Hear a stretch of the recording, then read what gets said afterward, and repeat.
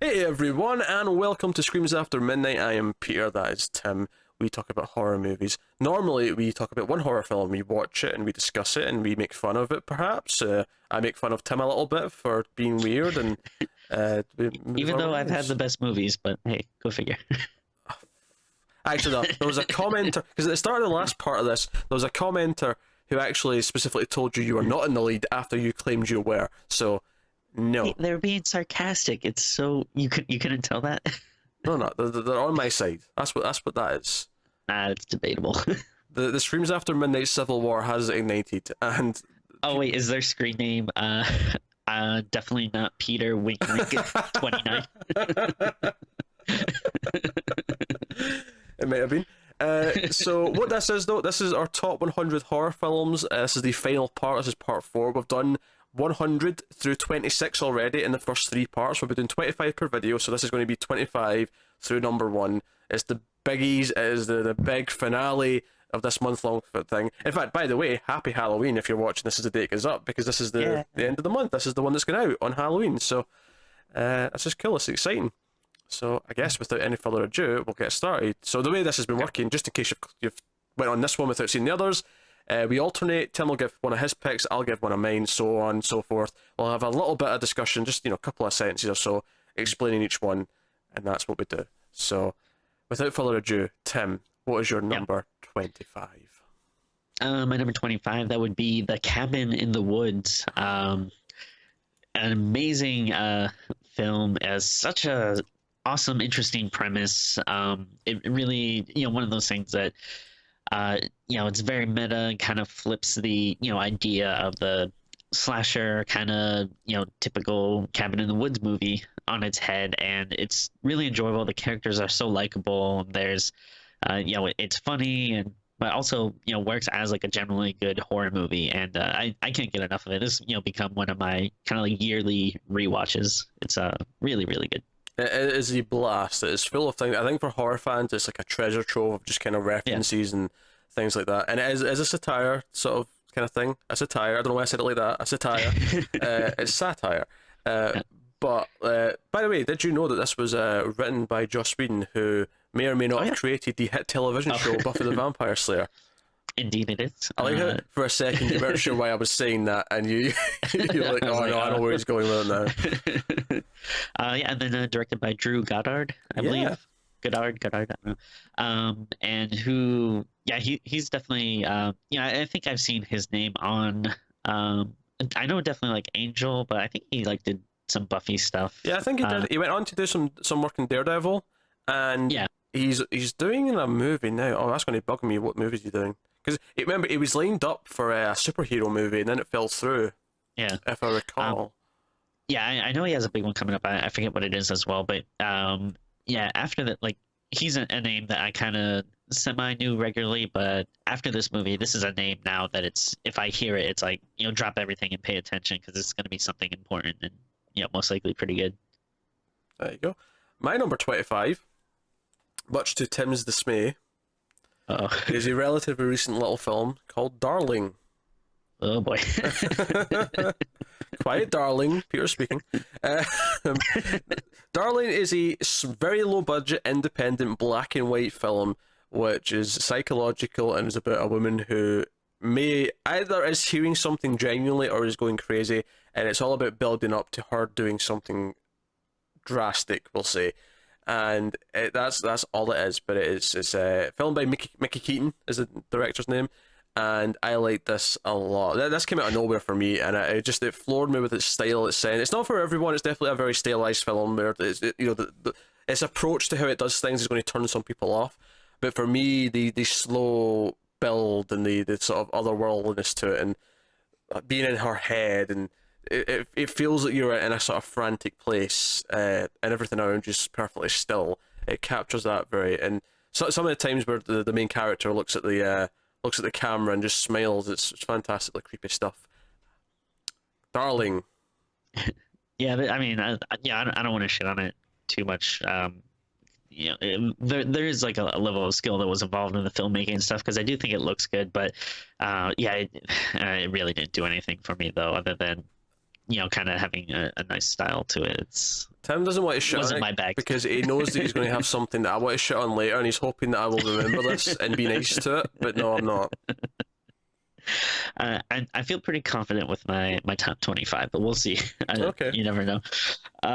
My 24 would be House, or Hausu, as some people refer to it. I'm referring to the Japanese House, not the American. Yeah, by the way, just for, if you thought my last pick was weird, Tim's going super weird for this one, all right? I've seen parts of this movie. It is batshit insane. It is so crazy, but in like the most fun, enjoyable way. It's really weird. I forget if it was, I think it was 70s, but if not, maybe early 80s. But I believe it was like a Japanese commercial director that did it, and there's just a lot of weird visuals.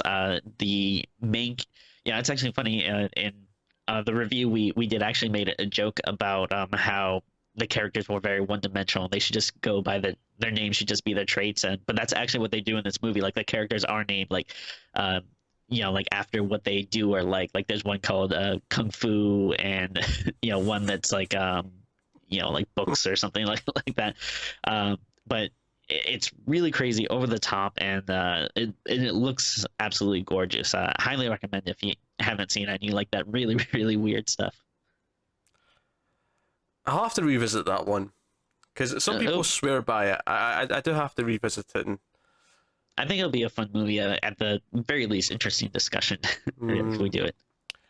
My number 24 is Hellraiser. Nice.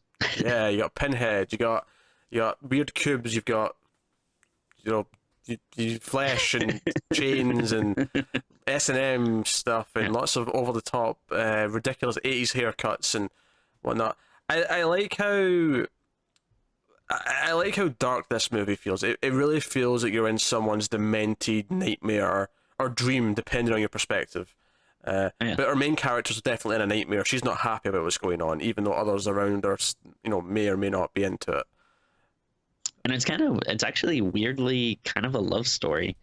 The original title for the book is actually called The Hellbound Heart, but it really is all about the lengths that this woman is willing to go for this man that she loves. And it's very gruesome, very brutal. I had it at my number 32. I'm a big fan. I like Clive Barker a lot, and I think this really holds up. Creature designs also for all the Cenobites, which is Pinhead's the leader of them, but him and all of his friends all look fantastic. They stick out in your mind. They really do. So no, Hellraiser. Yeah, very good pick. My 23 would be Dracula. Obviously the original version, 1931, I believe. That is correct.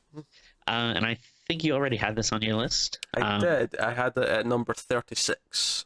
Okay, yeah, so we talked about it a little bit last video, but yeah, again, I love these Universal monsters. This one is my favorite out of the crop. Gorgeous black and white, and again, Bela Lugosi's performance is just hypnotizing, and still love to watch it to this day. Yep, I talked about this already last time, so I will swiftly move on to my number 23, a film which I have no doubt will be appearing a little bit higher on Tim's list, and that is Evil Dead 2. Okay, we'll see. Don't try and bluff your way out of it, Tim. I know what you're like. Evil Dead 2 is kind of like... I like Evil Dead 1. I didn't have it on my list, but Evil Dead 2, to me, is kind of like... Okay, Evil Dead was the prototype, and then Evil Dead 2 came in, and it was like, okay, we're going to do something that most horror franchises haven't done. We're going to have a hero, like an actual hero, where he's a badass, where he actually fights back, where he does all these things. And I think everyone remembers the what would you call it? The suit up scene where he makes his like harness for his chainsaw, and he spins the shotgun, and he says groovy at the end, and it gives you this character, this heroic but goofy character. It's very slapstick. That's the thing that this movie introduced versus the original, is all the silly stuff of like chasing his hand around the cabin and the mountain of blood coming out, and just the fighting a skeleton, and it's like, no, this is just some film nerd shouldn't. Sam Raimi wasn't a shouldn't by this point anymore, but You kind of feel like this is what he was dreaming of doing when he was a student, and now he got to just go nuts, and it kind of has that inventive fun and just let's just do nuts, it's crazy stuff. It's so much fun, and it's a great horror movie. It's a great comedy. It's super slapsticky, cartoony, and yeah, it is kind of funny that and I really can't think of many other horror movies that do this, but this is kind of the one where the hero outshines like the monsters and stuff. Like because even movies, for example, like Nightmare on Elm Street or Halloween or something, like you do have like memorable final girls and stuff in it, but it's still, Michael Myers or Freddy or whatever, they're still the ones on the cover, the people you remember. This is kind of the first one where it's like, oh no, like this is what we're here for. You're here for Ash. That's who you're here for. Yeah. I'll shut up about it now and go on to my 22, which is Suspiria. Obviously a very classic Dario Argento film. This is another one that's just really, the visuals and the music are kind of what makes it for me. It's still a good story, and there's good horror elements and stuff to it, but the look of it, the music of it is so awesome and iconic. Actually just got some vinyl records for the soundtrack. I'm really excited to listen to. I have a record player but no speakers for it, so as soon as I get those. I thought you were a pro. We went over this with your new PlayStation. You're a pro at these things, and it takes time. It's actually worse because it's kind of similar in a weird way. You bought a PS4 Pro, but you have a small TV that doesn't do 4K, and you bought a record player, but you have no way of actually listening to the record. It's actually the extension of the same problem. I'm horrible because I have a really blossoming record collection. I have like all the Castlevania soundtracks so far, a couple of really good horror ones, but I have nothing to listen to them on. But someday, yeah. I think your next luxury purchase, Tim, should be some speakers for your record player. I think so. I hopefully soon. Just the guys. I mean, is it not painful watching the collection get bigger and bigger and be like, oh, it'd be so nice if I could listen to some of these? Every day. First thing I think of when I wake up, last thing when I go to bed. Okay, my number 22. You just said you're 22, right? My number 22. And I like Suspiria, by the way. It's very bright, it wasn't on my list, but it's very bright, very colourful. I do want to revisit it though. It's been such a long time, and I've only seen it once, I think. So I'm not sure if there's a Blu-ray out, or I think there's one coming. I feel like I remember like there being a news heading saying, "Oh, 4K restoration of Suspiria happening." I'm a little upset because I saw, I think it was the same headline, and I basically took my DVD copy and threw it out the window, which I was like, it's so long. But then I looked at the article later, and I believe that's a Europe only edition. Maybe, I don't know. Sometimes though, when they do these like prints, they'll then sell them to distributors like all over the place. So even if it is, it doesn't necessarily mean that it won't come everywhere else. I'm not too upset because I know eventually it'll be available at some point. But I mean, yeah, it definitely needs it. I nearly spat out my drink there when you said you threw your DVD out the window. I mean, by that I meant I went to the store and traded it for like 2 cents. But okay. That's not as funny as a visual though, Tim. So my number 22, also foreign. We're going with a French film called Eyes Without a Face. Oh, okay. I watched that last year. Oh, really? That's cool. Because I think it was on the October-thon sheet for last year. Oh yeah, I give my recommendations and say, hey, you get points for watching films that I tell you to watch. No, this is a black and white French film from 1960, give or take, and I love it. It's so atmospheric. It's full of creepy imagery. You've got this woman who, like, she's been in an accident and her face, like she has no face, so she wears this plain mask. Then you can just see her eyes, hence the title Eyes Without a Face. And the plot is about her deranged, I think his father, like, like kidnapping girls and trying to like steal their faces to like give her a face. And it's just, it feels like a sort of old school demented, like mad kind of doctor scientist kind of thing, but it's coming from like this place of love for his daughter. but it's super creepy. It's just, oh man, I love it so much. It is nothing but atmosphere for me, but like I really get into it every time I watch it. I highly recommend Eyes Without a Face. I don't remember like a ton of like stuff plot wise, but I do remember it being like very haunting. It's very Like haunting, beautiful. So my 21 would be The Evil Dead. So that'd be the original. I had the remake earlier on my list. But yeah, I've talked about it a ton before. I love this franchise. This first one I think is still great. It is, overshadowed by some of the other movies. Not saying that they'll end up on my list, but who knows? Yeah, But, your poker face here is horrible. Yeah, oh, Evil Dead's here, and I already said I like two the best, but yeah, two's not showing up. No, of course not. Two's not showing up. Why would it? But no, I mean, I think it still holds up. It's a great low budget horror movie, and I kind of like having this as like a weird comparison to the later movies. I think it's a very interesting evolution. But yeah, I think it still holds up. Has a lot of gore, a lot of really good like special effects and stuff. Like on a very low budget level, it still Yeah, works. it's inventive with what it does for what it's doing, and it's very grimy. It feels kind of it's shot in that really. I think it might even be Super 8 or maybe it's 16 mm. I can't remember, but it's like shot in really low quality film, and it's very murky and stuff.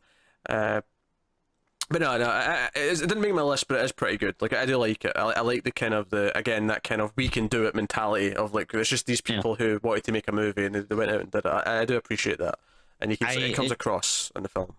Yeah, like if I remember correctly, I think they were like filming it at this cabin on weekends, and I forget if it was this one or the second one, but I think they actually had like it was always one person's job to like sleep there overnight to make sure like no one steals anything or. Yeah, that's good. Sounds cool. My number 21 is A Nightmare on Elm Street 3: The Dream Warriors. Very nice. That's right. It's above the first one. You heard me right. This is the pinnacle of the Nightmare on Elm Street franchise. This is what everything I love about when I talk about this a lot. Proactive characters, and in this case, it's characters who team up. It's characters who come together. The Dream Warriors, as the title says, to actually fight back and fight Freddy Krueger. It's a bunch of characters who are in like a mental hospital because they've all encountered Freddy in some capacity, and Freddy's coming after them all. We have Nancy from the first movie. She's now like a therapist. She's there. This is like, two almost ignores the first movie, whereas this one, it's like no, Nancy's back and Nancy's involved. Her dad's around as well, and it's about actually trying to figure out who Freddy is, why he does exist, where he came from. And can we fight him in his dreams? They're dreams. We can kind of be as powerful as we want to be, and they kind of try and like play with that, and they come together and they fight it. And I love everything about it. It's funnier than the first one. It's got Freddy to a bit more of a comedy sort of. Welcome to prime time, bitch. It's got that stuff. Great line. I think that's when he becomes the full on like I don't think you watch Rick and Morty, but there's a character on there, Scary Terry, that's basically like making fun of Freddy, and he says bitch all the time. I have seen the first two seasons. I've just not watched season 3 yet. I'll have you know, Tim. Oh, okay. Oh, cool. But yeah, I feel like this is kind of where that comes from. That like bitch after every line. It kind of starts here, but it's not like overdone in this movie. It's I think this one has the perfect balance where it became what we think of as Freddy Krueger, but before he went into like full on parody of like silliness and stuff. No, I love Dream Warriors a lot. I think it's the best one in the series. It's the one I have the most fun with. It's just full of colourful, very different characters. You got a punk chick, you got like the quiet kid, you got all these different characters. It's really cool. So no, I fully full marks to Dream Warriors. Yeah, I like it quite a bit. Not as much as you, but I had it on my as 66. But it is really really enjoyable, and yeah, I mean, kind of similar to Evil Dead 2. The heroes are very memorable in this one. Yeah, I'd say probably out of all of the movies in the series, this is probably the one where maybe you're rooting against Freddy the most. Like that's true. Yeah. Also, it acts if you want to like pretend the rest of them don't exist. This one functions as an ending. It really does. Like it feels like they've beat Freddy at the end, and then 4 just kind of retcons it because we need more sequels. Yeah. All right. So my 20, going back to my anthology movies, which I notice I have a lot on this list. I really like them. That would be Creepshow 2. Um, it's I think really a solid movie. Uh, I'm seems like you laughing. want to disagree. No, it's not. No, I've not actually seen Creepshow 2. I should write that down actually. Oh wow. Oh, Yeah, interesting. I haven't seen the second one, but I'm just laughing because I think it was Cat's Eye in one of the previous parts. You had that Oh, on your list, and you set that up as, oh, it's an anthology. It's Stephen King, and I thought you were going to say Creepshow, and I thought when you got to this and it was so high, I was like, oh, this is going to be Creepshow, and then you hit me with Creepshow too. So I'm just laughing. I'm like, okay, Creepshow is still going to show up somewhere. I'm sure of it, but oh, you never know. No, I really like this one. I think yeah, the stories are really solid. There's less of them. There's only three. And I'll tell you what, the first one isn't great. I don't think it's bad. But the second two are so strong that it still makes me really love this movie. yeah, my number 20. I love it so much. By the way, the first third of it's really shit, but the rest of it's I did not say that shit. Just okay. it's not Okay. perfect.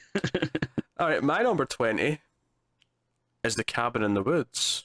Oh, sounds familiar. Yeah, I feel like we're more likely to have crossover with this video because we've got Yeah. heavy hitters coming and stuff. But interesting. I don't think this is an obvious one though that would be in our top 25s, but both of us have put it in our top 25s, which Yeah. maybe says something. Obviously, you said a lot of things about it. What I love about it is I don't think it's a scary movie, but it works really well as on a kind of we're going to play with horror movie ideas, and it is an insanely funny movie. I was excited about this because I'm a Joss Whedon fan, of course, who, by the way, did the hit television show Buffy the Vampire Slayer. Yeah. But I was excited about it when it came out, and it was shelved for a couple of years because MGM were having issues and things. So it was one of those things where, oh, now Chris Hemsworth's huge because Thor came out. Let's pump out, that movie we've had sitting on the shelf. And yeah, the movie cracks me up so much, and it's funny because we did Halloween Resurrection just a couple of days ago, and what I think is funny about that is that we were talking about how you didn't like the premise of people watching the horror movie on Oh, the right, screen, right. and I was thinking of this movie going, no, it's great in this movie. What are you talking Oh, about? well, sure. Yeah, yeah. So, no, I love it. Great, memorable characters. People in the control room are memorable. The victims are memorable. All the villains that show up are memorable. It is such a tight script. I love it. It's such a meta commentary on horror movies. It's great.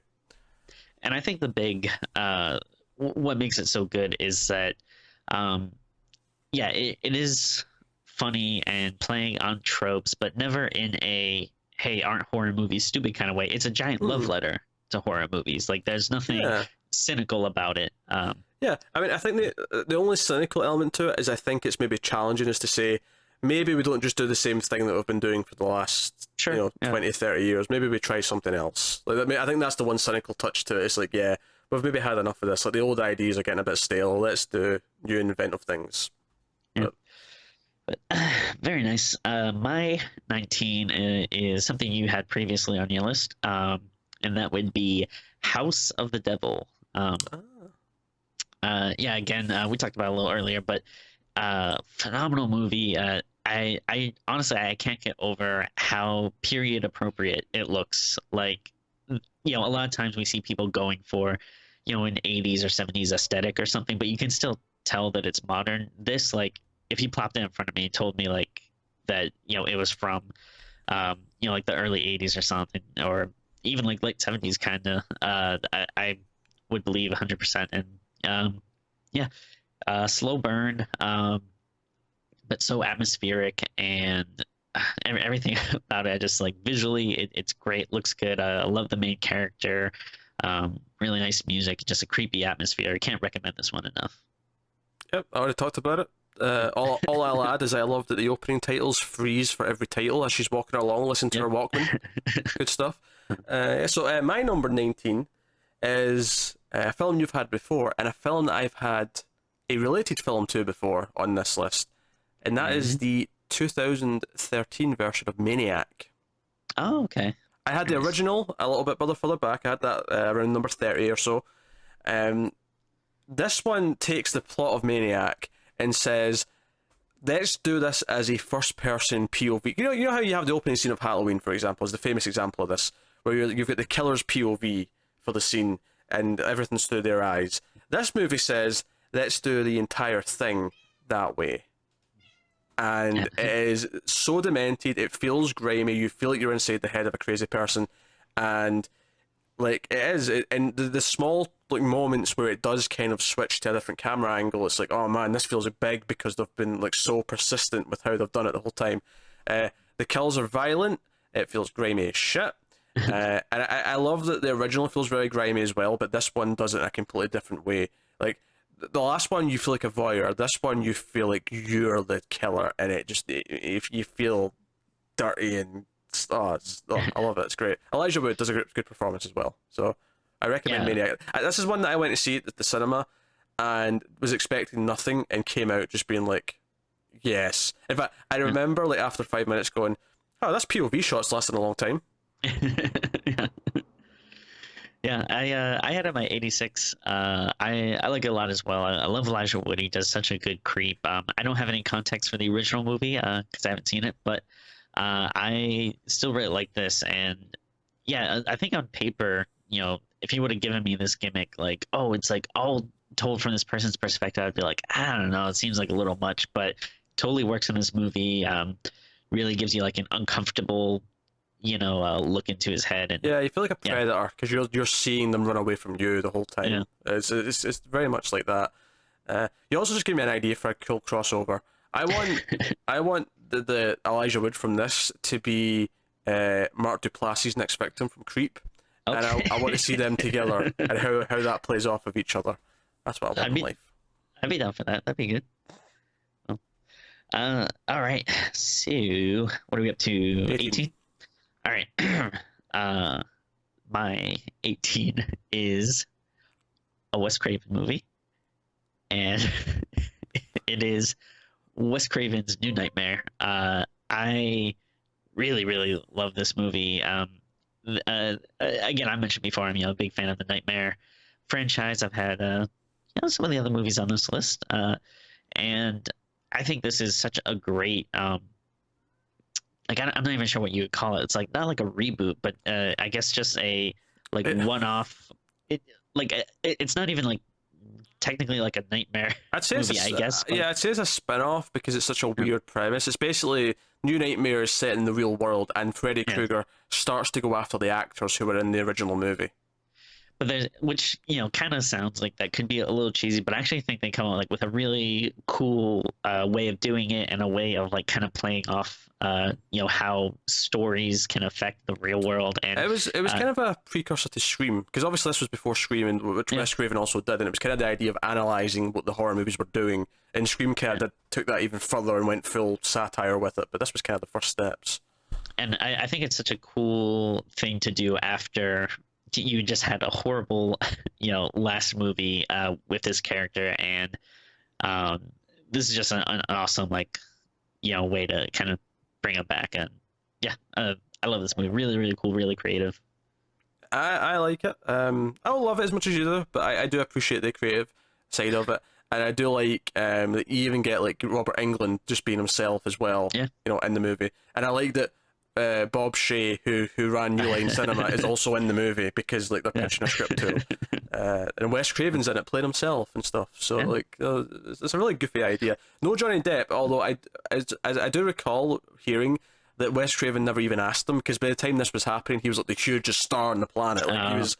But Johnny Depp apparently, after it came out and he saw it happen, he was like, "Hey, why didn't you ask me to be in that? I'd have totally joined up for this." That's a shame, especially he does have a little cameo in the one before too. I think he does. Yeah, in 6, you're right. Yeah, it's just like a little commercial thing. It took probably 2 seconds, but that'd have been interesting. Anyway, so what are we on 18? My number 18 is Prince of Darkness. Oh, nice. Yeah, John Carpenter. This was one that, I think when I first saw this a couple of years ago and we talked about it, this was the last big John Carpenter movie that I was really still, it was on my to-do list. I still had to see this one. That's not to say that I've seen all of his movies, but this was the last one that I knew had a reputation, that I knew I should be excited about.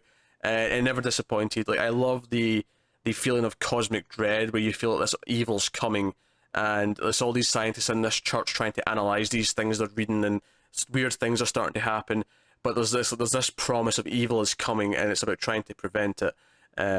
It's such a fun idea. It's got a great cast, really mix of characters, and yeah, good music of course because Carpenter always does that. But yeah, it's that feeling of the looming apocalypse, which is kind of there throughout. That idea of it being cosmic horror is what I love about it.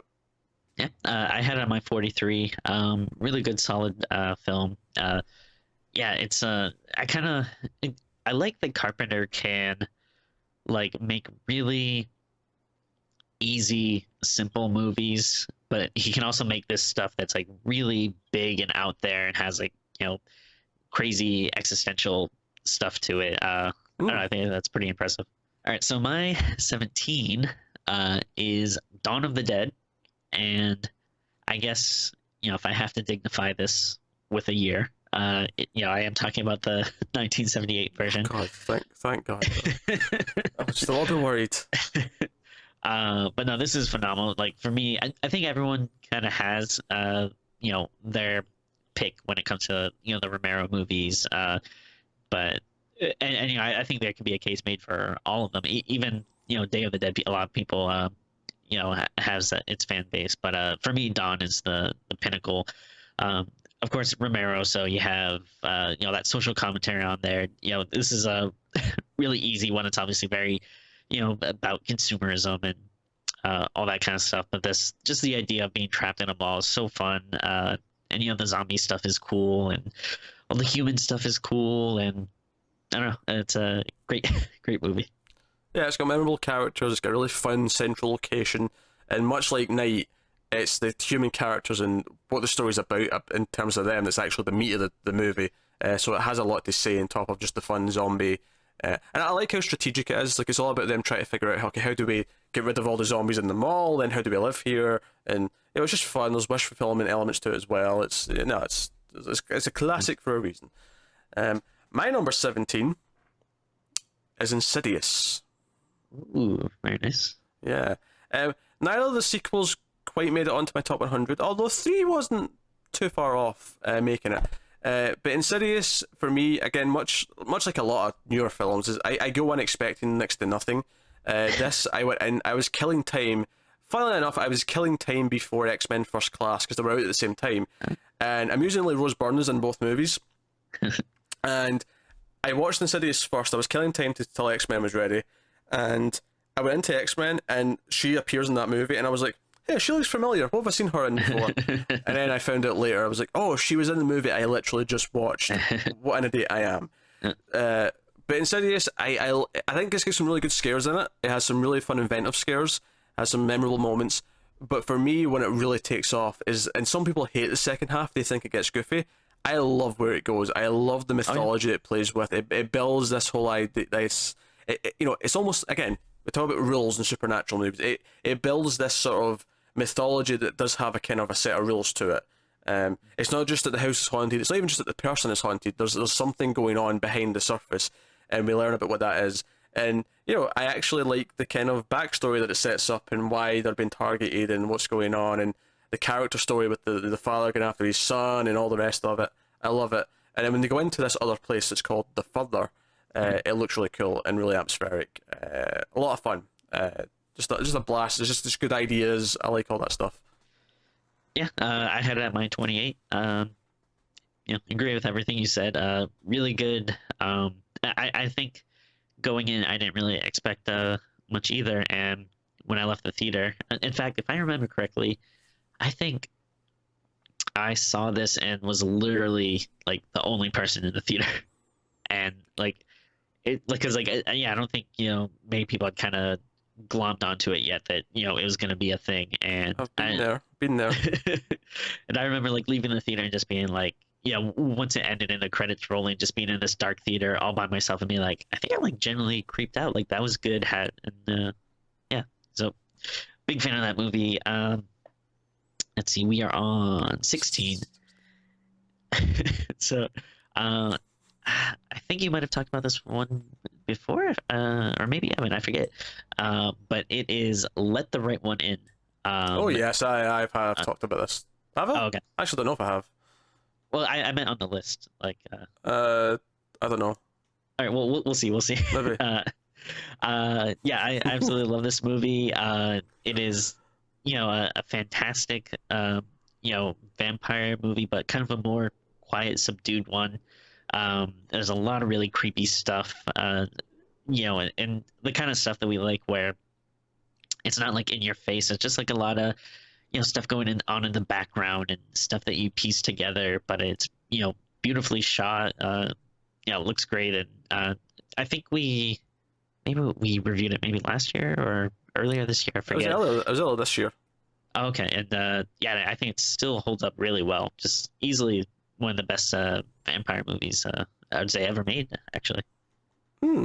Yeah, no, it's fantastic. I love the snowy setting, and I think it all comes down to you give me good characters that I care about, and it doesn't even matter Yeah. if there's not a lot of big horror moments per se. There's a couple of great ones. Don't get me wrong, but if I care about the characters, if you give me genuinely good characters and they're in a horrific world, then I'll care about that horrific world in a way that I wouldn't do if it was just goofy characters. Even though that can be fun, it can absolutely be, but Yeah. that's not what Let the Right One is. So, my number 16 is my favourite of the Universal monsters, the classics, and that is The Invisible Man, which you had at some silly number down low.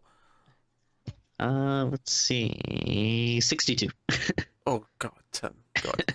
This is my favourite of the Universal monsters. This is like, I love Frankenstein and Dracula. I've had them on here. I enjoy some of the others as well, of course. But this is,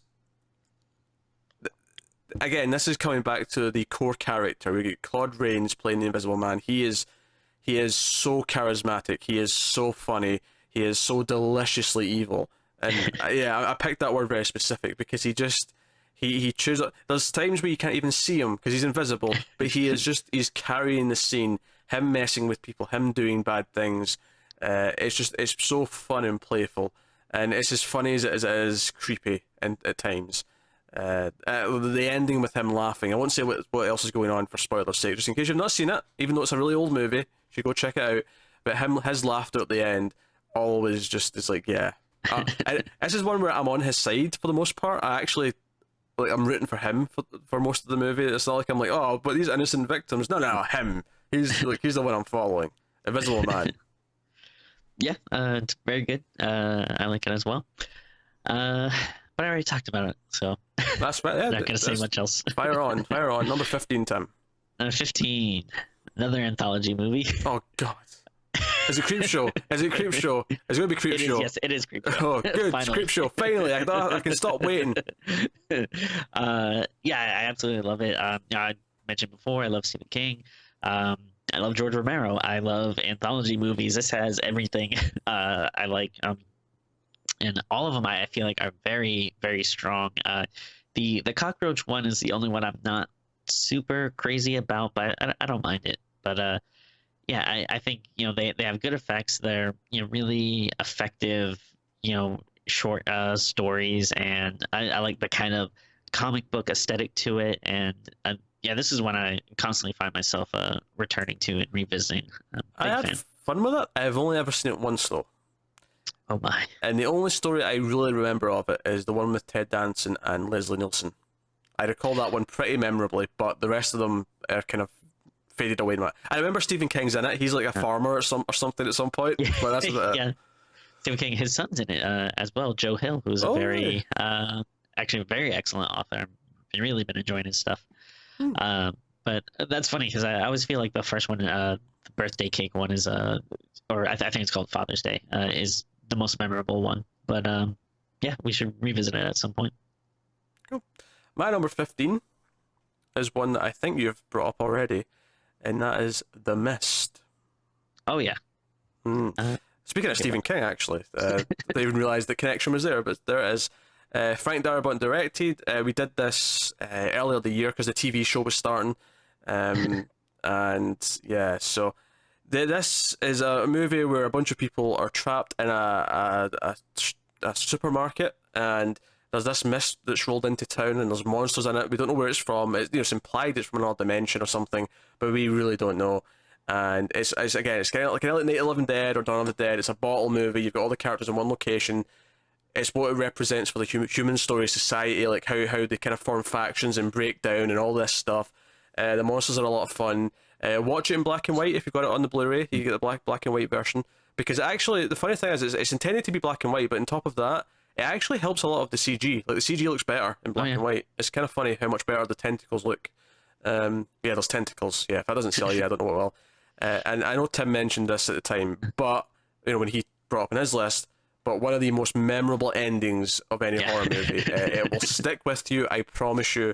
Don't get it spoiled for you. Just go watch it, have a good time, and yeah. I had it at my number 40, and actually just recently I bought Skeleton Crew, which is the short story collection by Stephen King that has The Mist in it. Oh. And when I was checking out, the lady was like, "Oh, like," because unfortunately it's one of those books that has a big sticker on the front that says featuring The Mist, a soon-to-be television event on. And the lady that was checking me out, she was like, "Oh, they just did a TV show on this." And I was like, "All right, here we go." Like, am I gonna have a conversation with this lady about how bad the TV show was? Because I feel like usually when people bring stuff up, it's like, it was great, right? But the lady was like, "It sucked," and I was like, "Yes, it did." And actually had a nice little conversation about how crappy the TV show was. Did she mention how good the movie was? Oh yeah, we talked about. We were like, "Oh yeah, did nothing compared to the movie." Excellent.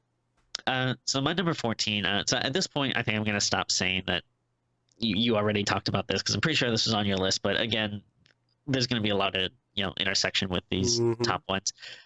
So my 14 is Army of Darkness.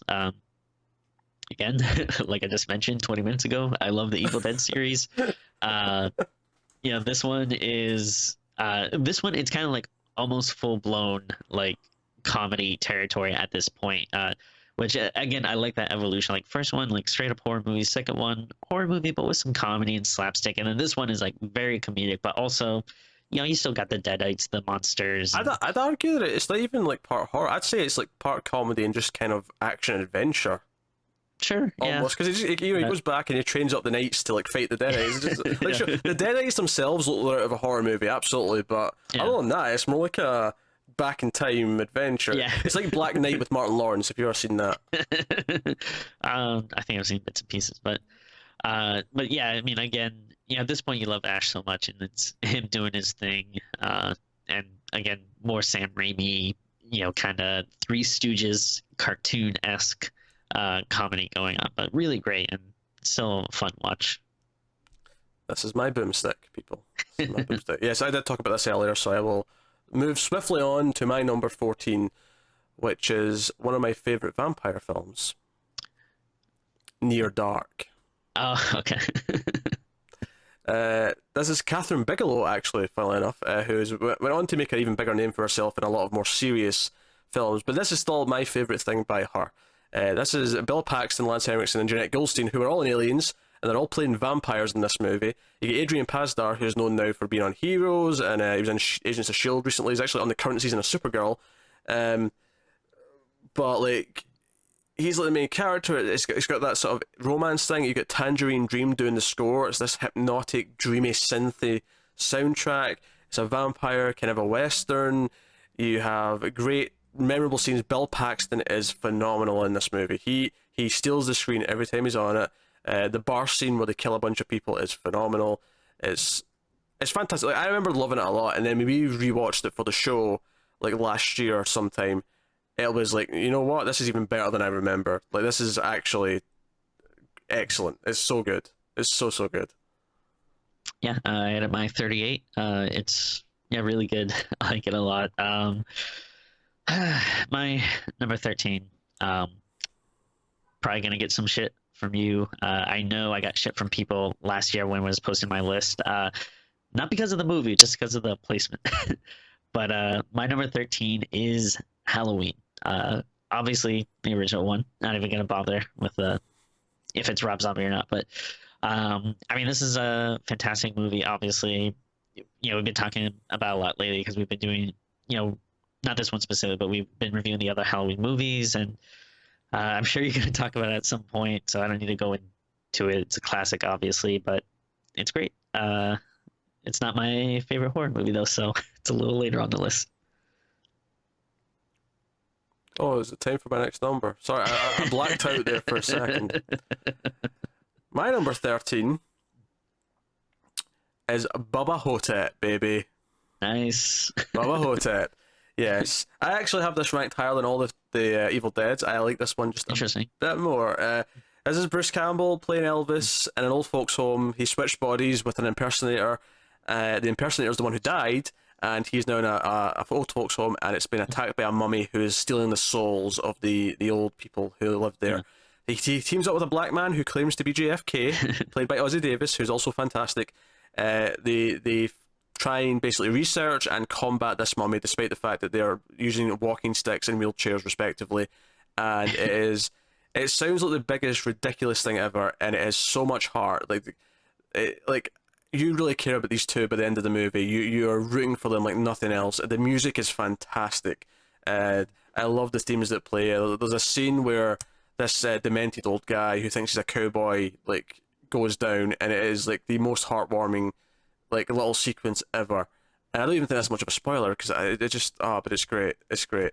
And Bruce Campbell is milking it so much as Elvis. You know, don't fuck with the king and other phrases like that. I love it so much. Oh wait, so did you just have The Mist, Near Dark, and Bubba Hotep? Those were all your last three, right? Yeah. Why? Oh no, it's just funny because I'm looking at my list and I had all those two. So I had number 40 was The Mist, number 38 was Near Dark for me, number 36 was Bubba Hotep. I just think it's funny that they're all pretty close in both lists. Yeah. Although in the correct placements on mine, as opposed to yours, where you're down there in the 30s and whatnot. But no, obviously, you probably mentioned it when you said it yourself when you had this pick. But just also, it's director of Phantasm, Don Coscarelli, who directed this as well. So yeah, fantastic. Might also get some shit for this placement too, but my number 12 is John Carpenter's The Thing. It's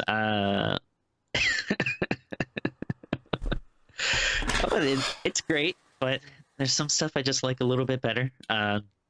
Obviously, Carpenter is amazing, so you know the music's great, the visuals are awesome, and everyone knows the story. Arctic research base, alien, lots of great gore. It's pretty good. Tim's in the lead, he says. In the lead. yes, we'll see. I'm not even going to entertain it. Although it is kind of funny you had two in a row from the same director, because my number 12 is Phantasm. Phantasm. Oh, okay. See. I mean, we just reviewed this like a week ago, so I mean, it's weird to give much on it, but super atmospheric, super creepy, small town vibes. Tall Man, such a memorable villain, but for different reasons than like your Michael and your Freddy and your Jason. He doesn't have a mask. He's just like he's creepy all on his own. No offense to Angus Shrimp, but he's got the face for like he's a creepy dude. Great music as well. Great main theme. Super fun and just very haunting. I love the small town. It's two brothers who have to kind of unite to take this on. It's like the big brother has to believe his little brother that this crazy stuff is happening. And there's some really fun effects moments as well. Given that it's kind of like Evil Dead, and it was that kind of let's make a movie at the weekends while we've got time, whilst we're all working real jobs and stuff. It's I shouldn't say real jobs, regular jobs. But like it's got that vibe to it, and it's super dark. And you're probably going to talk about it later, so I'll stop now. Oh, we'll see. It's great, but yeah, I'll keep going. So my number 11 would be The Exorcist. Okay. So yeah, I mean it's kind of funny. Like I'm not a very religious person, but I don't know, something about this movie almost makes me like want to believe in the battle between like God and the devil or something. It's I like how it's not that it makes me want to believe in God so that I can feel comfort in life. Like most people use religion for, you just want to believe in it because the idea there's an eternal battle between Satan and Christ is really entertaining. But there's a lot of cool stuff, like very memorable scenes. And I feel like we've brought this up a few times, but not in a original theme, but the use of tubular bells in this works really well. And and I feel like every time I rewatch it, I kind of forget that it is a little bit of a slow burn. But once they do get into the stuff, I think there's some really great creepy stuff in it. Your mother sucks cocks in hell. Yeah. Also, I would just like to add on to this. I spoke about this earlier. I had this quite a bit lower, but still on the list, of course. If you have the choice, go with the original theatrical cut, the extended director's cut. Changes the ending for the worse and just adds in like a pointless spider walk scene, which isn't really needed for anything. I highly recommend just going with the original cut. It's the superior version of the film. I think that spider wax scene is like a cool scene, but I think it works better as like just watch it as a deleted scene. It doesn't need to be in the movie. It's one of those director's cut where they just wanted to have an excuse to release it in the cinemas again, so they asked them to do a new version, and it's just like, oh, we can put it in, so we'll just do it. Honestly, the original cut is the better one. So yeah, my number 11, and I think you've had this already, is Stranger Things. 11. Oh, I see what you did there. Oh, okay. Very good. I'm deflated now. My number 11 is Night of the Living Dead. Nice. The original, of course. George A. Romero. I feel like when you picked this, you went on this monologue about how it's the epitome and it's the movie that gave birth to everything we think of as zombies. And I don't know how I can top that in a little blurb. So I'll just say I love it. I love the characters and the way they play off of each other. The social commentary, the racial commentary, the commentary of the time period, and the depressing fact that it still is relevant today, if not more so than it was in 1968. And I'll just leave it at that. It's fantastic. Yeah, great. I had it at my 27. Really like it. My number 10. Oh, wow. Top 10, Tim. Let's take a moment to appreciate we're getting the top 10. Okay. Just appreciate that. Top 10 horror films from me and Tim. These are probably going to be pretty good. Well, I don't know. You've burned some of your better cards already, so we'll see how it goes. Tim, what's your number 10? It's a little story about a tiny magical Irish creature sent to space. Tim, don't do that. Don't do that, right? I'm not in great shape. I'm worried that I'm going to have a heart attack at a young age as it is without you dropping Leprechaun 4. Leprechaun Goes to Space, or whatever it's called. It is a good movie, but obviously not top 10 material. No, it's not. Shut up! My number 10 is An American Werewolf in London, not Paris. This is great. I think easily the best werewolf movie. There's pretty good werewolf movies. I think there's a lot of bad ones. I want to like more werewolf movies, but I think it's really hard to come even close to this. It's actually, I always forget, it's actually pretty humorous when you rewatch it. It's very funny, actually. I think it's got a lot of comedy in it. Yeah, and for some reason it's just not something I remember. But then as I watch it, I'm like, oh, there's a lot of really funny lines, and there's some interesting mythology stuff I like here. Like I like the idea of a werewolf being tormented by its past victims, and of course the music's great. Of course not like original themes, but the use of Bad Moon Rising is phenomenal, and the transformation sequence just outdoes anything in any werewolf movie. It is so goddamn good. It's phenomenal. I really, really dig this movie. I already had this pick earlier on, so I will simply move on to my number 10, which is Nosferatu the Vampire. Oh, okay. As in the Werner Herzog 1979 version of Nosferatu. Okay, even more specific. Yeah. Starring Klaus Kinski, that crazy man. This, again, I suppose, I said Near Dark was one of my favourite vampire movies. I guess by default, so is this, because it's higher. But it's actually my favourite version of Dracula, funnily enough. Oh, Not that it's the most faithful by any means, but it's just the atmosphere in this one. And I think partly because you have Klaus Kinski, who's such a. I mean, he is like a complete bastard in real life. He was a creepy asshole anyway. So when you put him in a creepy role like this, where he's meant to be kind of monstrous and crazy, it just fits like a glove. It's so authentic in a really bad way. But it's like it's just oozing this atmosphere and going up to the castle and like meeting him and then him sneaking around after the fact. Like, and I love Herzog as a director, so that adds a lot to it for me. But no, I think this is another one where I sat down and watched it. I like Herzog, and I like Dracula stories, sure. And I came away just being like, oh man, that floored me. Like I was so into that. Like, but yeah, Kinski's a big reason. It's Kinski and then the atmosphere from the direction and the look of the movie, or what does it? yeah, I think I saw this for the first time like 2 or 3 years ago. And actually, like a small independent theater was playing it, and I think I had known that you highly recommended it, so I took a chance, and yeah, it's really really good. I feel like I need to watch it again because I only saw it the one time, but I remember liking it.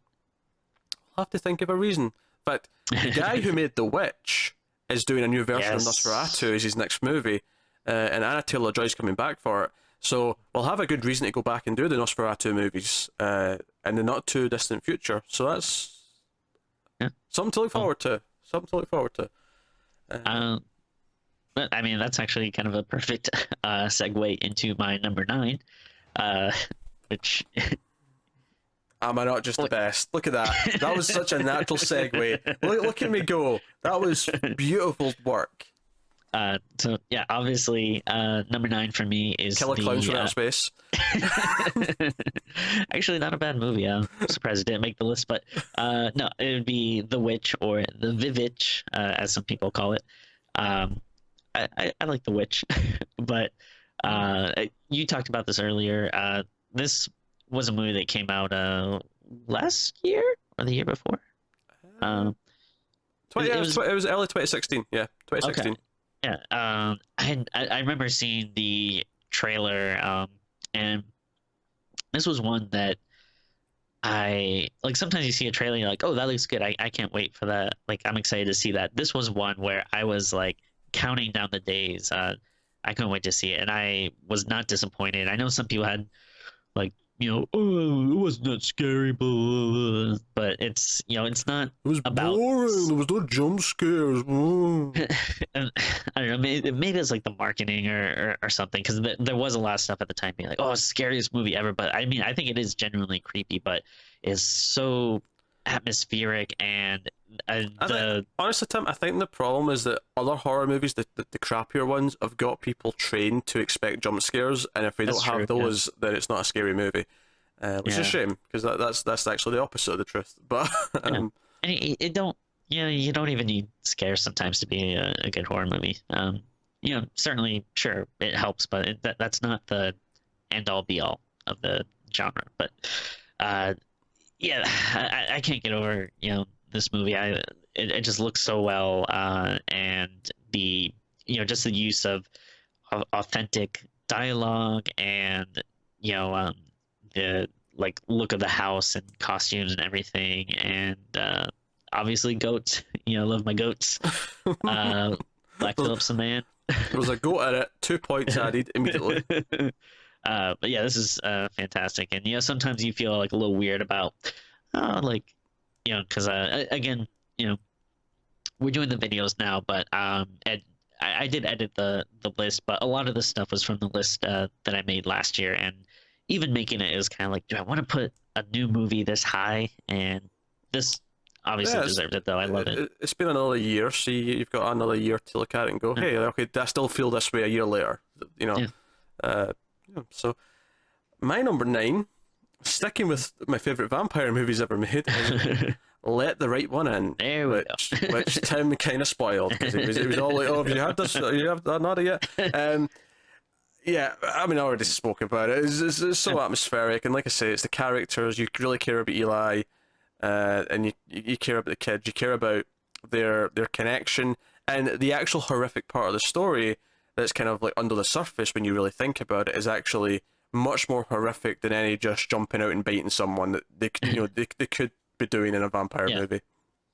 So I love it. I love how much of a personal horror story it is, rather than just the obvious jump out scary monsters, biting, blood, death. It's more about the manipulation and the corruption and the condition, the grooming. Actually, that's a better word. The grooming horror of a vampire, and I love it. So we can move on. And the remake's fine. It's a decently made film. It's got a couple of really good scenes in it, even, but it's also kind of pointless. And as much as I like Matt Reeves and I like Chloe Grace Moretz, the original's the way to go. Let the right one in every time. Without a doubt, yeah. So my number 8, a little bit of a weird one, but again in a weird way that I like very much. And that would be Dario Argento's Phenomena, which, not to be confused with the John Travolta movie Phenomenon, which I almost ultimately have to explain to someone every time I mention it. But this is a really, really bizarre movie. It's Argento, so the music's great, the atmosphere's great. You got a young Jennifer Connelly as a what do you call those? Like a student abroad. A foreign exchange student? That's a word, yeah. And she has the power to talk to insects, which she uses to hunt down a serial killer, and all of that is fine. I love that sentence. She has the power to talk to insects, which she uses to hunt down a serial killer. Do you know what's funny, actually? See, when you said the title, I wasn't sure if I'd seen it, and then I turned around to check if it was the movie I thought it was, and it is, so I have seen it, but I just had to double check. I think it's also referred to as Creepers 3 sometimes, for reasons I have no idea why. I've never seen. Have you ever? I've never even heard of Creepers. What's Creepers? I don't know, but I recently got the again, this is another one I recently upgraded to Blu-ray, and they have like 3 different versions: the an extended cut, like theatrical cut, and then they have like the U.S. Creepers 3 cut, and I'm like, what is this? But I just have to mention, though, the real reason why I love this is there is a plot line, I would say maybe like a subplot, that involves a chimpanzee picking up a switchblade and going on a quest for vengeance for its master's death, and I absolutely love it. Yeah, we'll have to get around to this at some point. You've never seen it? No, I've seen it. I don't remember a whole lot about it, though. I do remember a chimpanzee. Is Donald Pleasance in it? I don't believe so. There's someone in it. There's definitely an older doctor figure who's there. Yeah. Who works for the chimpanzee. Who is that? Is someone notable? I don't know the actor off the top of my head. Right. Good talking, Tim. But yeah, I feel like a lot of times, Suspiria is kind of the big number 1 Argento, but this one for me kind of overtakes that. It's backwards. I don't let it focus. Let it focus. Look, the point is you're wrong. Donald Pleasance isn't it? You're wrong. Okay. I want to prove it, but you know what? If it's not going to focus, it's not going to focus. Yeah. So I'm right. Wait. Even though actually, Tim's favorite movie, and I'm right. Well, for some reason I was thinking of Donald Sutherland, but well, when you said Donald Pleasance, I imagined Donald Sutherland, but all right, but he's not the chimpanzee though, so he's not the star of the sure, movie. Yeah, sure. Yeah. At least I didn't imagine any ducks. You could have went to Donald Duck. That'd have been really, really strange. But yeah, I don't remember a whole lot about it though. I have seen it a few years ago when I first got the Blu-ray, but I will have to see it again before I offer any in-depth opinions. So what are we on? Is it number 8? 8. Number 8. My number 8 is The Shining. And I feel like Jack Nicholson and taking care of a big hotel over the winter when no one else is using it. Him and his family, his little boy and his wife, and his little boy may or may not have some sort of psychic abilities, referred to as The Shining. And Jack Nicholson goes crazy and maybe tries to kill his family, and that's the plot of it. Now, I know Stephen King hates the movie because it is completely different to the book, but it's Stanley Kubrick. And as much as King, you know what? You've got talent, kid. You do. But Stanley Kubrick is a goddamn master. And this movie is exceptional from start to finish. Beautiful shots, beautiful acting and performances. You really get the sense that he probably put through his actors through hell to get them to, react in certain ways. And Nicholson's born to play a crazy man. It's great. It's fantastic. Yeah, it's one of the very, very rare movies. I can't really think of many examples where it's so different from the source material, but still really good. I wouldn't say it's better. I read the book. I like the book quite a bit, but I like them for different reasons. And but yeah, this is great. It's a very important movie too. There's a lot of allusions to real world stuff and conspiracy theories. So it's definitely good to. It's also informative in that respect as well. Yeah, I'm gonna have to make a point of comparing the cuts because there's a US cut and a Europe cut, and they're both different. Interesting. And every time it's been released, they've always released it like with the corresponding cuts. I've been meaning to make a point of checking out the other one, but we'll see. So, your number 7, Tim. My number 7 would be A Nightmare on Elm Street. We recently did the review for this. I love this first one. I think it's a phenomenal horror movie. It still works as being really creepy and inventive, and very different from where the series goes. I had New Nightmare and Dream Warriors also on the list. I think those make a phenomenal I don't want to say necessarily trilogy or anything, but I think they all go really well together, and that they all kind of do something a little different, and they're all very enjoyable in different ways. But the first one is still, is the one that does it for me the most. It's an okay prequel to Dream Warriors. Sure. No, I like the first one a lot. Yeah. Obviously, I had that on my list as well. It's a fantastic film. So yeah, I already talked about it. So I will swiftly move on to my number 7, which is a very recent film, actually. This is probably the highest recent film on the list. Number 7 in my top 10. I know what it is. No, you don't. I guarantee I do. You don't.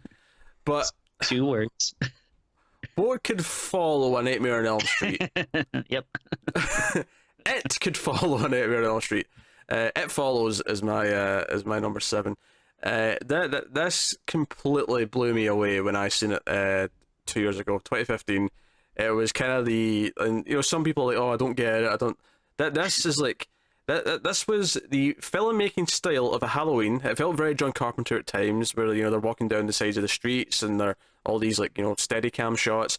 There's synthy music, and then you've got the rules of something like a Dream Warriors, where the kids all get together, try and figure out what's going on, and try and fight back. And of course, there's rules. There's nothing but rules, and I love a good rule in a supernatural horror movie. And this is a ghost that is sexually transmitted, and once you're the target, it will just keep walking toward you at the same speed. It will not get any quicker, it will not get any slower, it will not stop, it will just keep walking no matter where you go. And no one else can see it but you, and this leads to some fantastic scenes of them waiting for it to come, waiting for it to hit. It's full of great moments, likeable characters. I think I've gushed enough. I mean, it's funny. This is actually the second time this happened on the list, where that's my next one is also It Follows. I believe we did that with your next as well.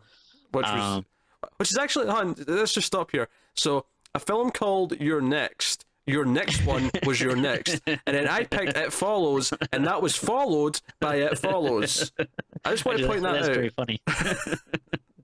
But no, I mean, everything you said is absolutely true. This is phenomenal, and this is another one where I feel like it was when it came out. A lot of people were more up on it, and then lately, I think I've seen people been kind of like, oh, that sexually transmitted ghost movie, kind of like it's so much more than that. Like, it's like, first of all, that's a great premise. So it is a fantastic premise. But then it's the atmosphere, the style, the music. My God, and it's so well put together. And it has something to say. There's like a moral, not a moral, but it's about something. It's about a feeling of something in life, and you can read it. If you actually think about what the movie's telling you, it's about growing up. It's about getting older. That's what the movie's about. So, no, full marks on all sides. Even my cat Firefly agrees. Look at me smiling. He's like, yeah. He's like, yes, it follows. Very good. Yes. Anyway. So my number 6, since you just kind of stealthed your way into that one, my number 6 is, in its more rightful place, John Carpenter's The Thing. This is a movie that has great practical effects. It has, obviously, you've got Kurt Russell, you've got a great cast, but and you've got this, isolated setting, middle of the snow, middle of nowhere. But what I love about it more than anything, what really does, and what the movie really is the idea of paranoia, the idea of any one of us could be this alien, and it's that tension, it's that build, it's that we're alone, we have to figure this out because it's one of us, and if it gets out there, it could just, it could take over the world or whatever. I don't know, kill everyone, take your pick. But it's the performances, it's them like testing each other. And then, obviously the crazy effects as it is. But and then obviously the setting adds a lot to it because it's this idea of limited supplies, limited things they can do. Because, out there's no help. It's just them on their own again, the isolation. So, no, The Thing. Yeah, very, very well done. My number 5, in its rightful place, would be Phantasm. I mean, if you can't tell from this list, I love like really weird stuff. I love like really kind of dreamy, surreal stuff. And this, it's just so atmospheric. There's we talked about it a lot in our review, but there's just such a awesome like surreal quality to it. But yeah, I mean, you have the flying metal balls, the tall man, likable kick-ass characters, a lot to love here. And this wasn't really like a movie I was super into growing up. I mean, I don't even know when I first saw it, but this is kind of like a newer love for me over the last couple of years. But I'm like fully entrenched in the franchise now. The midlife crisis film, yes. if you will. Sure. No, obviously I talked about it like 10 minutes ago, so I will move on to my number 5, which is the original Black Christmas. Oh, okay. This is kind of a proto slasher movie before slasher movies were really a thing, with the killer calling the victims from inside the house, and he's sort of targeting this sorority house. One Christmas. It's a Canadian film, actually, funnily enough, directed by Bob Clark. You've got a young Margaret Kidder in there as the foul-mouthed character, and it's just again, it's atmosphere. John Saxon's in this, by the way. John Saxon, who of course was in Nightmare on Elm Street 1 and 3. He was in some Argento movies. I don't know if any of the ones he's in you picked for this, but he pops up a lot in all those kind of things. No, it's just, again, it's atmosphere. It's the simple idea. It's like sometimes the simplest ideas are make the best movies. Like it's not that complicated. The killer's in the house. I also love that you never, like you actually find out a name for the killer, but you never see his face. He doesn't have a mask or anything like that. You just never see him. Like it's always just the hands and stuff. And it's not about who's doing it, who's done it. It's more about just no. He's just this crazy guy named Billy, and that's it. That's all it is. No, I like it a lot, and I love that. I love movies set at Christmas. So taking something this disturbing and putting it at Christmas is just a win-win for me. Yeah, it's really good. Yeah, I feel like it still holds up. I'm also a fan of the Christmas slashers, and this one's definitely up there. It's not Silent Night, Deadly Night, but it is pretty pretty good. I love that movie, but this is actually a good movie. There's a big difference here, Tim. All right. Top 4. Okay. You literally just talked about it like a couple of minutes ago, but my number 4 is The Shining. Yeah, like you said, it's a big sprawling movie, tons of great atmosphere, crazy performances. And yeah, I love Stephen King. I would usually check out any adaptation of his, which can vary wildly. And yeah, again, so different from the book, but still very, very enjoyable. Does its own thing, and it's very memorable. And man, it's yeah, it's just something like it's one of those movies where like some movies you just kind of put on and you passively watch or something, but this one always like manages to hook me. If I sit down, it's like I'm just drawn into this world and this hotel. Hmm. I just talked about it, so I will move on to my number four, which is Psycho, Alfred Oh, Hitchcock. Um, the movie that brought horror to the present day, which is a weird thing to say when it's so old now, but almost 60 years actually. It'll be 60 years old oh, oh, in 2020. But and what I mean by that is this is not set at a castle. This is not set in like Transylvania or something like that, or it's not set in the past. This was set in present day at a modern motel, and a regular person who was on the run is murdered, and that it's the idea of like bringing horror home. And that was kind of the thing. It was like, okay, now it's like realistic, and that's actually why it's in black and white, because Hitchcock chose black and white because the news was in black and white still in those days, and it made it feel more oh, factual. interesting. That's actually why it was black and white. So obviously it's Hitchcock. The direction is flawless. The suspense, the way it builds to the kills, the way it builds to everything is fantastic. You got Anthony Hopkins as Norman Bates. He's creepy as hell in all the right ways. Janet Leigh, of course, the mother of Jamie Lee Curtis, is the first big victim, and it's almost like years before Scream did the thing where it had like someone recognizable, Drew Barrymore in like the opening scene. This kind of did it, but for like half the movie. You think this movie is that this like, oh, this woman's on the run because she stole some money, like, and then halfway through it's like, no, this is just the prologue to the slasher movie. Boom, she's dead, and you go from there. So wonderfully creepy, beautiful cinematography, beautiful performances, and it was a giant step forward for horror as well at the time. So, Psycho. Yeah.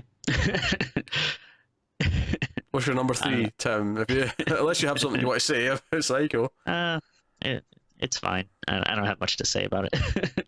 My number three is a little film that you might, there's a few items on my list that, it's like, is this more sci-fi or I don't know, whatever. But screw it. My number three is Alien.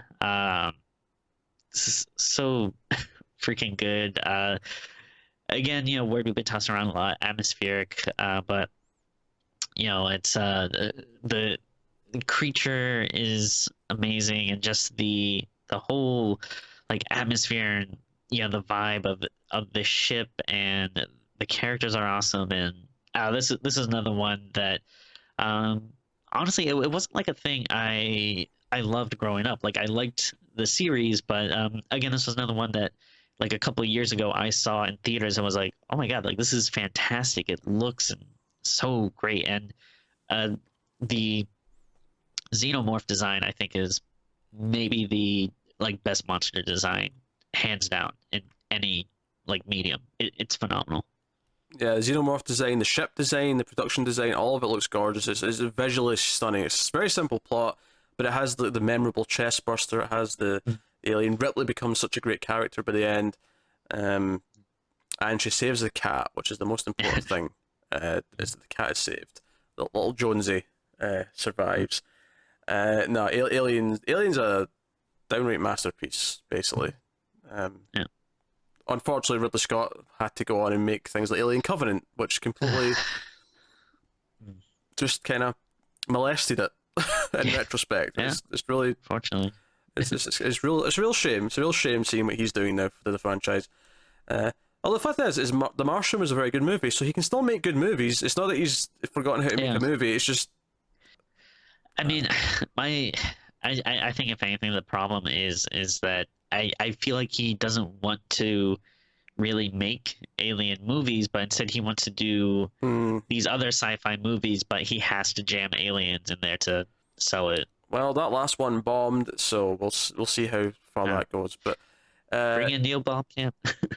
Oh, I wish so Hmm. much. I wish we got that movie instead. So that was your number three. Yeah. My number three is Dawn of the Dead. Nice. Original shopping mall. I mean, we already spoke about it earlier, and I said a bunch of stuff then. So, no, characters, location, the fun wish fulfillment stuff, all of it. Yeah, I've got nothing else to add. I said it all already. Yeah. But there you go. Dawn of the Dead. Fantastic. My number two, one you brought up, uh, forget which video, but it was a lot later on your list. But man, this is a movie I love, and that is Ju-on the Grudge. I Ooh. think this is just one of the creepiest movies I've ever seen. Just the voice, the visuals. It's you know, basically a haunted house movie, but it does so many different stuff, and it's just so like utterly creepy. I love it. I love the way it looks. And oddly enough, it's not a it almost like, not, it's not a anthology movie, but in like a weird way, it kind of feels like it at time, because it's like these little like segments with different characters, sometimes even like different locations and stuff. And so I like that there's a lot of variety in it. But man, yeah, this is just like I'm not surprised that um like, so like, yeah, I feel like, there's not that many people that say it's a bad movie or anything, but I think sometimes people are surprised at how much I like it. But I don't know, it just really really works for me. No, it's very good. I did have it quite a bit back. Can't remember where, but it was further back. Yeah. Very effective. You're right. It is. I mean, they're all connected, so it's not an anthology, but they're all kind of separate little short movies almost that all connect and interlink, and then build the overall story. Which is something they changed for the American remake, where they try to give it more of a conventional like center story to tie it all together. Okay, and of course the American remake stars. Who does it star? Yeah. No, I'm not gonna say it. If you don't know, you'll have to look it up. Oh, I know, Tim. I know. Sarah Michelle Gellar, who of course was in the hit TV show All My Children. Oh, okay. Also Buffy the Vampire Slayer. Okay, so Thank God. It's my killing number me. two, my number two is actually one that you just talked about, and that is Alien. Okay. So not far off. Yeah, I mean, I called it a masterpiece. The design, the simple build of tension through excellent cinematography, excellent direction, pacing the scenes out, and despite the fact that this is exactly the sort of film where the characters could all be very forgettable, they're all very memorable. You remember Lambert, you remember Kane, you remember Darren Howdy and Stanton's character. Who obviously I didn't remember his name there, which maybe defeats my point a little bit. But like you remember how they all play off of each other, like and it's just it's so good. And like I say, creature design, ship design, all of it, the planet design, the alien ship design, all of it is gorgeous, and it's just you're soaked into it the entire time. It is my type of science fiction.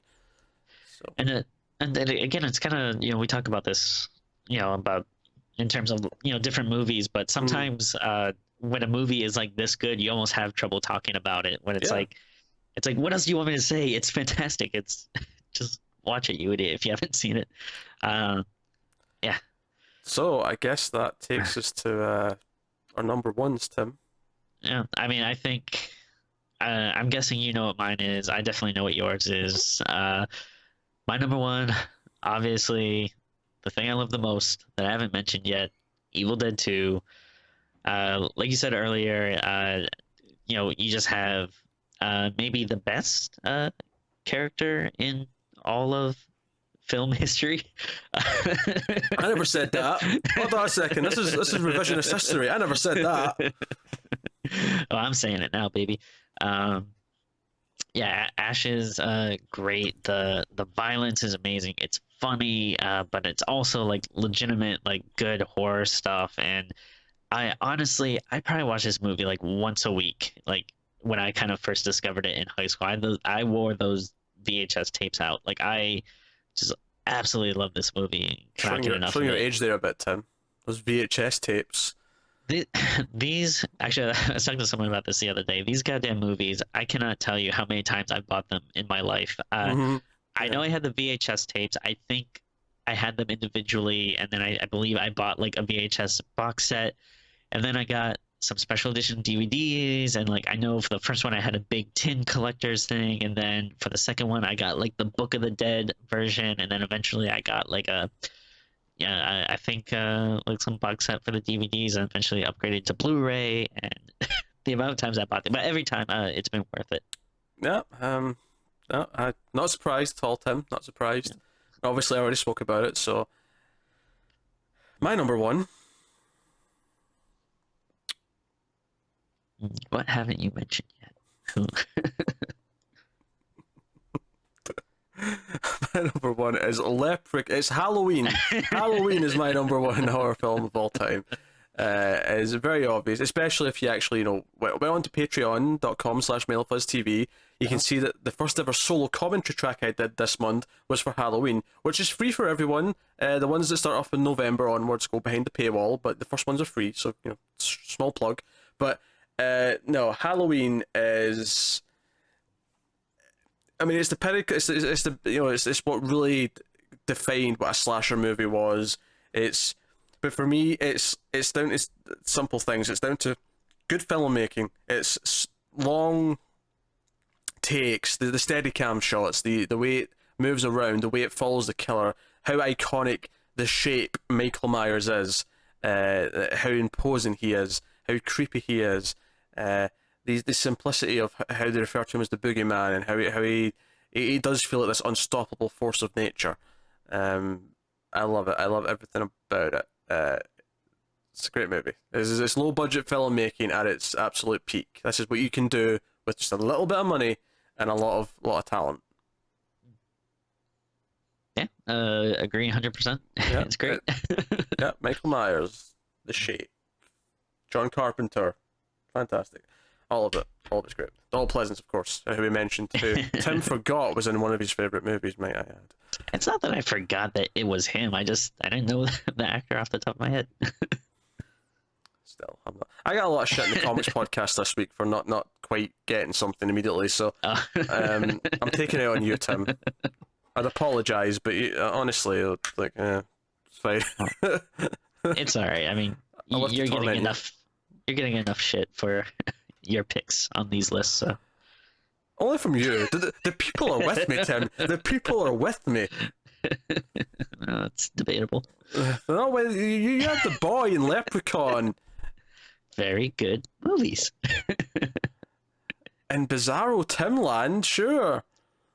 Hey, we didn't do a list of the best technically made movies. We did the list of the best, my favorite movies. Oh god, yes, this was a favourites list, of course. Oh man. So I mean that brings an end to this epic month-long endeavour, the 4-part video series to do our top 100 films, horror films. Both of us worked on this, and we gave you. I think we both had fun doing this. Yeah.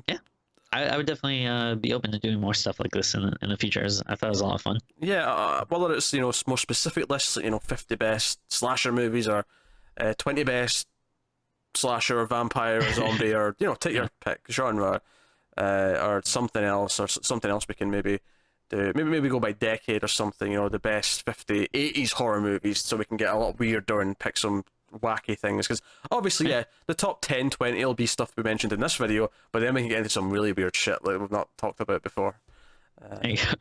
Maybe, we'll don't know, we'll see. But if there's any ideas, of course, for other either things like this that are like lists, countdowns that we can do, or something else that kind of falls into the same kind of idea, by all means, give us the ideas.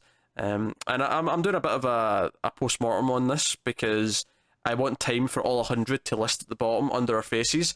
I forgot to do that last episode, so that the list of 75 so far had to start whilst we were talking about number 27, so that I had time to finish before the video ended. But yeah, I will say this though, looking at my list, or going through the videos, already there's some that I would swap around. There's already some that maybe I should have put that a little bit higher, a little bit lower. Yeah, I feel like my top 2025 or whatever, I think is pretty set in stone, at least for the time being. But then, yeah, as we're going through it, and especially like, some movies like we did reviews for and rewatches, and then like I would notice some pop up on my list, and I was like, yeah, maybe that should be a little lower or something. But yeah, it's the top 100 list is it's an ever evolving organism. Yes, it's fluid. It changes when it needs to, and basically from day to day, if you ask me, what's number 67 and 68, they're probably going to alternate and maybe shift around with other numbers and so on. But no, I think we had good fun doing this. Maybe it's something we can do again in a couple of years when there's been enough time that we've maybe seen some more movies, more new films have come out. Maybe we'll have a reason to, or maybe that's more of a 5-year thing. Like, every 5 years we come back and say, here's the top 100 again. Here's how we feel differently. Had we tried to combine our lists and like argue over what number one should be, God, that would have been entertaining frenzy of a concoction. Especially when Tim tries to argue that The Boy should be on there somewhere, and I'm like, Tim, it's not the worst 100 horror movies ever made. how dare you? Actually, maybe that's what we should do next time. Is it worst 100 horror movies? Yeah, interesting. I don't know if we could do 100, maybe 50. We could do 50. Yeah, 50 seems doable. Yeah. I feel like the stuff we've done in the show in the last couple of years, though, there's enough to at least fill out 30 at the spot. Yeah, without a doubt. So maybe that's an option. Maybe we could do that. But by all means, like, give us your favourites in the comments below. Give us your top 10s, 50s, 100s, whatever you feel like doing. I know some people have done it already. We had someone, Renegade Hero, the username is, gave us their 100 to 26 in the last part. So we'll see their top 25 with this one, I imagine. And there was some questionable choices. Almost made your list look insane by comparison in some places. Now, to be fair, she did give me permission in the post to give her shit for the picks. Okay. So I'm not just being cruel. Like, there was permission to make fun of it, and I'm going to make fun of it because why wouldn't I? So, any final thoughts, Tim, you want to impart before I say the usual goodbyes? Horror movies are good. Okay. Eloquent as always, Tim. Eloquent as always. Actually, to wrap up, this is actually the last video of October going up for Streams After Midnight. This is the end of the Octoberthon 2017. So I guess it makes sense to wrap this up as a whole and say thanks for anyone who's joined us for the month and watched all the videos. I believe this is the 27th Streams After Midnight video for October this year. Wow. Which is a lot. It makes me feel very tired. Obviously, we're very enthusiastic the first couple of weeks. By the end of the month, like, oh my god, when is it over? When can we just go back to the regular schedule? But it's been fun to do. We feel we've accomplished something. And I will say this, as much as 27 was a lot, and as much as it was maybe one or two more than we were anticipating doing, Tim, are you... I mean, obviously right now, the thought of trying this is like, no, because we're tired and this has been a long month. But by the time we get to next September and we're thinking about plans for next October, the fact that we hit 27 this month, is there a part of you that goes, it's only 4 more and we've done all 31? No, not at all. But hopefully you've had fun. Hopefully you've had fun this October. We did. As tiring as it is as we get towards the end of the month, and it's like, oh my god, we've been doing like 5 movies a week for like 4 weeks. This is too much. We will be taking the first week in November off, so you'll not get any episodes from us during that week, but we'll be back the following week, back to our usual two a week schedule, and you can have fun with that. And I can tell you that one of those movies, I don't know if it'll be the first or second one that week, but one of them will be The Howling 2, Your Sister's a Werewolf. So you can look forward to that. Tim, it's been a month. It's been a hectic month. It's been a long month.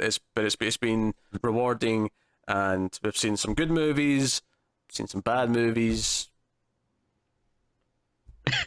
That's about it. Happy Halloween, guys. Happy Halloween. Like, subscribe, all the usual stuff. Get us on Twitter, mailed_fuzz for channel updates. If you want to support us, patreon.com/mailfuzztv. But that is it, so thank you once again. Keep watching scary movies. Happy Halloween again. We'll see you next time.